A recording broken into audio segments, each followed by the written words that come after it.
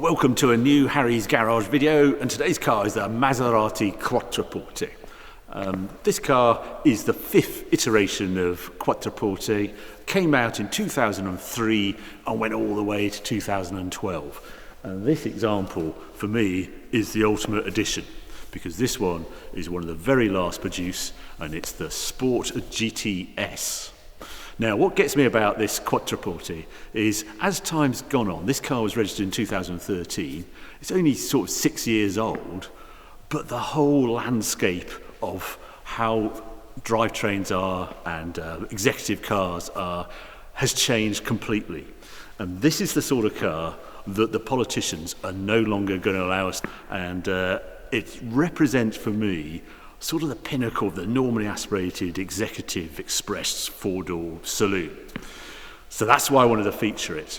Now, 4.7S version, this one, 450 PS of 444 horsepower, 179 miles an hour, it's going 180 miles an hour, 5 seconds to 60.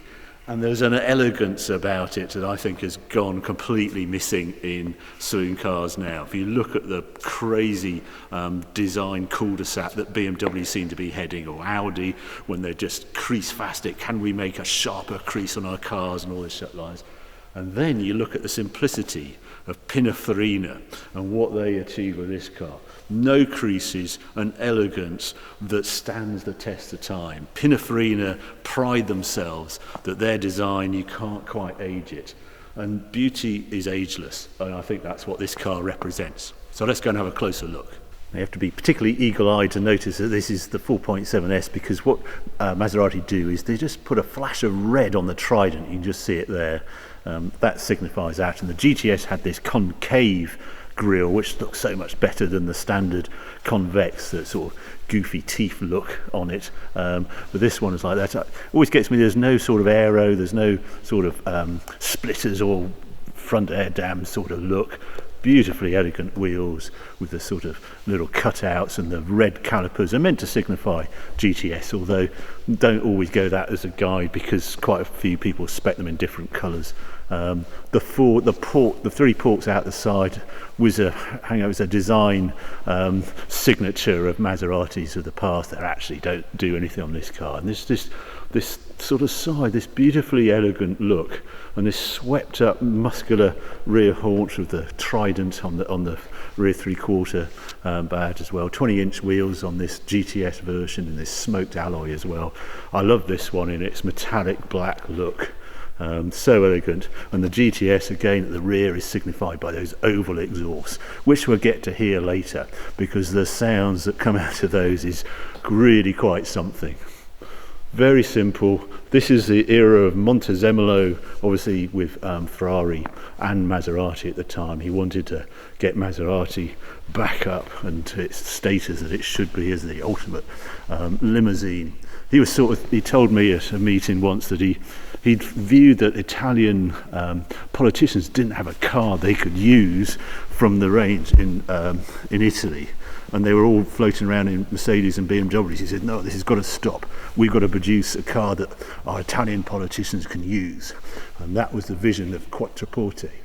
And also, he hated rear spoilers or anything that messed with the design of the car. Hence this car, even though it's a 180 mile an hour saloon, you'll see no aero on that boot. He just wouldn't allow it. Look at the front. Bonnet is aluminium, as is the boot. And there is the 4.7 engine. You can recognise the 4.7 because it's got those red cam covers you can see there, vivid red, typical, same paint I'm sure they use at Ferrari. But what I really want to show you is how far Maserati managed to get that engine into the bulkhead. If you come round here, you can see where the front wheel line is, and then the engine is all the way back in the chassis. And they actually managed, in the first iteration of Quattroporte, they had the gearbox, you had a paddle shift, automated manual gearbox. That was a transaxle at the back, and they were 47 front, 53 rear. This car has a 6-speed automatic gearbox that's actually bolted the engine, but it's still 49.51. So that was all to do with the handling, how far we can get the weight back. And another lovely detail on the Quattroporte, it has weirdly one of the nicest actions of doors. You notice as soon as you touch it, the handle doesn't move. There's a little micro switch behind the door. Solid thud when you close it, which is just perfect as well. Weird that that's something you don't expect on Quattroporte. We'll have a look at the interior when we drive it, but it's nicely laid out there. Proper chairs, wheels, huge paddles, very nice. And the back, there is genuine room for 4 seats, as you can see there.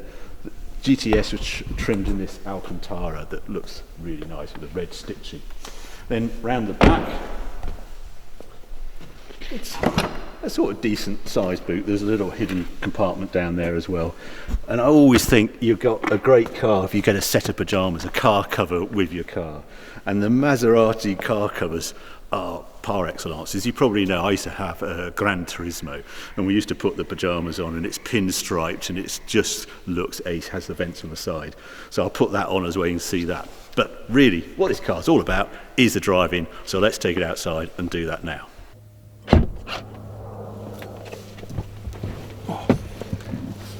It's one of those cars, the Quattroporte, that winds the seat right back and makes you feel like a midget when you get in. But when I turn the key, it'll bring me forward closer to the wheel. Slightly odd. Now, what are you faced with? They're all Quattroporte, so it's got a very enthusiastic parking sensor at the front for some reason, this particular car.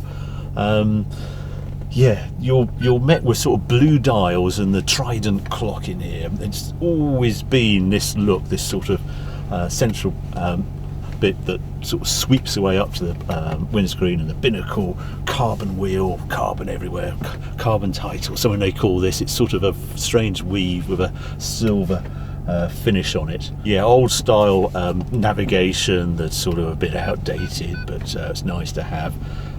Automatic only with Quattroporte, never a manual. Unfortunately, as I say, I do like the Alcantara seats, and off you go. I've got it in sport already, which is a button there that opens up the exhaust valves, and it's once you get used to this car, you can decide how you want it.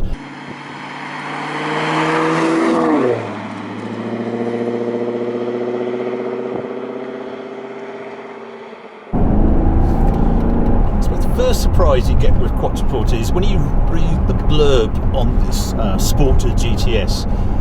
They make great play that they've got the fixed dampers and lowered the ride height, so it's 15mm drop in ride height at the front, 11mm at the back.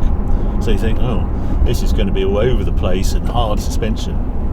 By today's standards, this is actually really quite comfortable. I wouldn't have guessed this had sport suspension in it at all. Just feels sort of normal.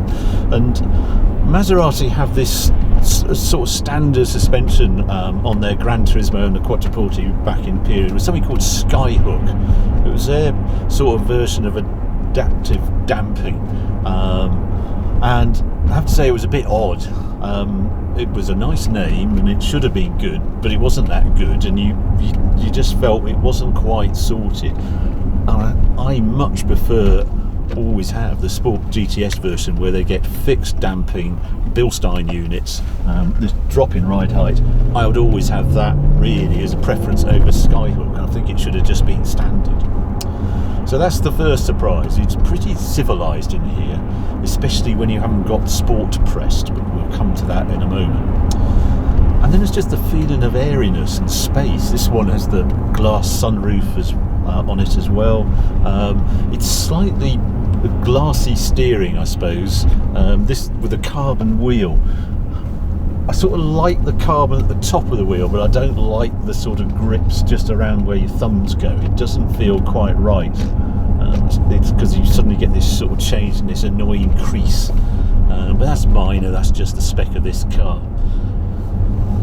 And it's another bit like Porsche 911s. You have to hunt the buttons. You have to actually know where the buttons. It's not quite as logical as you think. You get heated seats on these, but only if you know where the heater control button. You can't see it. It's by feel, and it's on the side of the seat down here. There's a display for range and things, and you think, well, where do you control that? No, it's not on the wheel.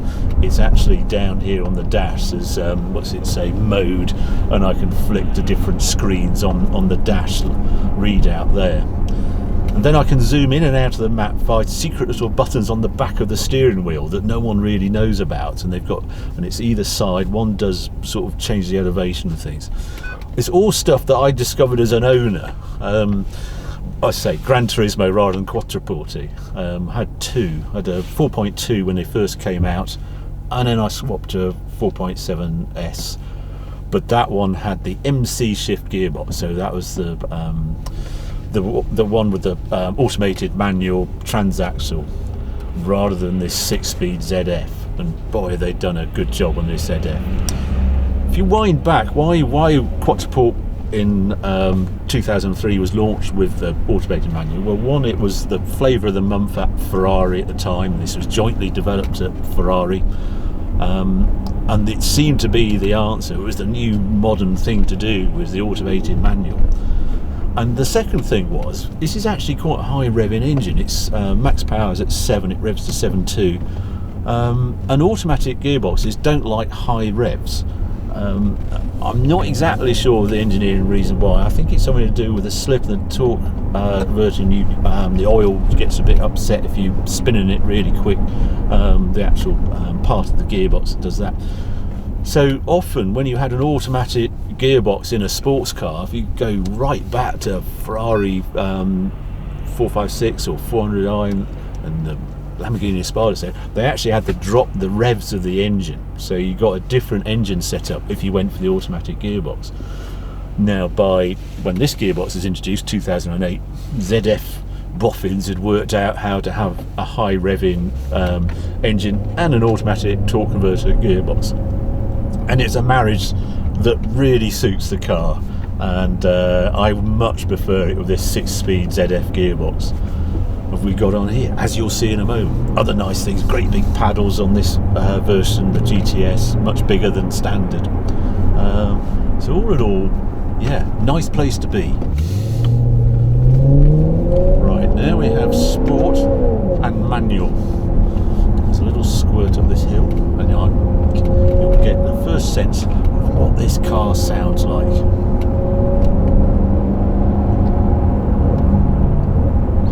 Wait to come out to the 30 limit. Here we go. And yeah, let's just wake up this 4.7.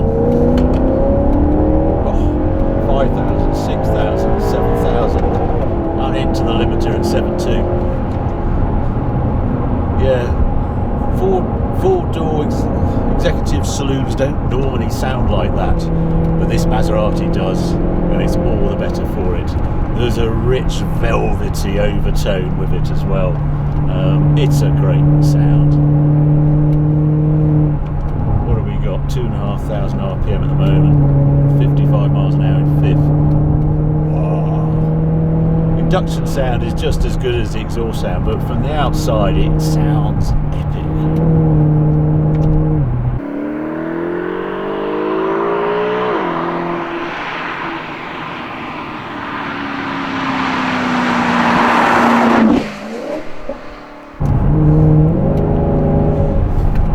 Say, and if you actually just move it across to auto and just see how it behaves, then it's not a bad gearbox. Ivan Capelli, F1 driver, was sort of, you can hear it blip and sort of change down. That's very un-automatic slush box sort of gearbox things, but God, it just gets a bit of a move on and it pumps those gear changes in. Ivan Capelli, as I say, was involved with the development of the Sport GTS, and he spent a lot of time at Fiorano apparently, and the gearbox mapping, really good job. And here we are, this quite a bumpy road, this glides along. I don't feel as though I'm in a modern sort of sports saloon that's sort of tied down. I don't think this car car's really heard of the Nürburgring, and I think it's all the better for it. It knows Portofino and Mayfair and maybe the Selfridges car park and valet parking, that sort of thing. That's the sort of scene that this Quattroporte should be living in, rather than racing around the Nürburgring. It's all about elegance and arriving and then just enjoying the travel, and then having a vocal engine that you can poke every now and then to remind people that you're driving a Maserati.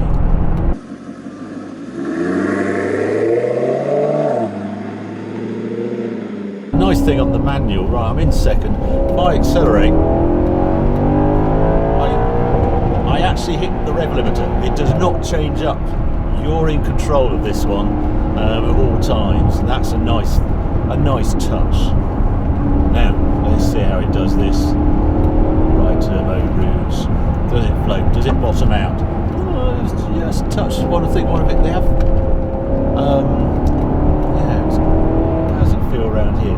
Quite pointy, typical Ferrari steering, not quite as quick as the 360 and 430 of a period, but yeah, just on tippy toes. You're driving this car, it's not looking after you, it's a bit damp today, it's 7 degrees, and I can just feel a little bit of edginess, but I felt it through the steering and through the seats of my pants. So I won't mark it down for that. That's what I want a car like this to do.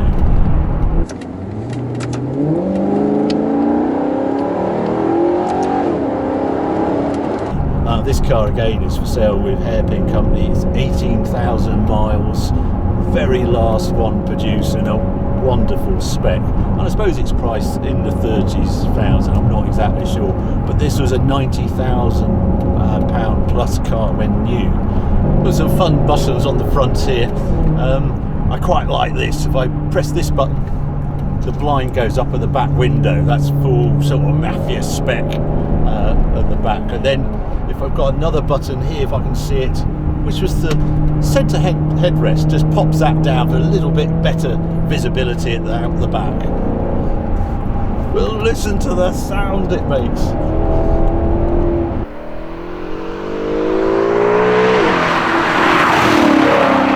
So, summarising the Quattroporte 5th edition. 1. I just love the way it looks. It still looks ace. The shape of Quattroporte has now been around 16 years, isn't it? Still looks great to me. And it's just a riposte to say where design seems to be going, particularly with the Germans. Such a shame that the 6th version of Quattroporte was nowhere near as charismatic as this one, and it's sort of quietly slipping away. I think they chased the Chinese market by mistake and didn't forget about the heritage and what design meant. It was always behind the pace. This car, well, it was an enthusiast choice, but my goodness, it's aging well.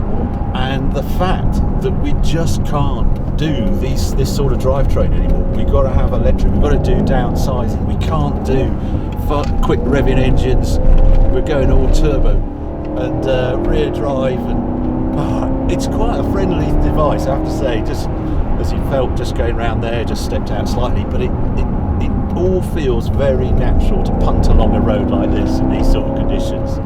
What don't I like about it? Well, slightly glassy steering on it. It was the same in my Gran Turismo as well. And the other thing is the brakes never quite feel up to the performance. They always feel a little stretched, but the car weighs knocking the door of 2 tons. But otherwise, it's an easy chassis to read. I do like. I can actually read it, even though with the glassy steering, there is a naturalness to it. It's not snatchy. It does break away at the rear if you do push it quite hard, but it feels very controllable. Quickly falls back into line. Doesn't understeer like a pig. It's just, it's a nice chassis. But the engine does dominate. And I love the way you don't really need that many revs dialed up. Say I'm at 3,000 RPM now. Feels reasonably muscular. I mean, you miss the turbo punch of torque you get in cars today. But it does feel like a driver's saloon. I can't believe that this is the sort of car that are now impossible to produce today. I mean, the grams per kilometre on this are 360 or something like that, so way too high. You think the fleet average, we're all going to have to go electric. There it goes. Going to have to add electric to get the fleet average down, and it's such a shame when cars like this. So I think this car needs to be celebrated. This is a reminder of what drivers' cars used to be like, even in executive four-door saloon shape. You don't need the sports car coupe. And I had the Gran Turismo, great looking car, but the rear seats, you had to wait an age to the front seats to wind forward. And I think if I had another one again, Quattroporte might just nudge above Gran Turismo, because you're going to use it more. You're going to take friends out, do the restaurants, go down to the pub or whatever, because they're just easier to access, and it's a great shape as well. So there you go. That's my summary of the Maserati Quattroporte 5th edition. I hope you've enjoyed this video. If you have, keep watching, keep subscribing. More videos coming along very soon. And I'm going to add, if you're into farming, well, I do have a new channel going now, and that's called Harry's Farm. You'll find it on YouTube, just starting out, and just gives you a bit of background of what we're doing on the farm and where we're heading in agriculture in general. So there you go. Hope you enjoyed the video. See you soon.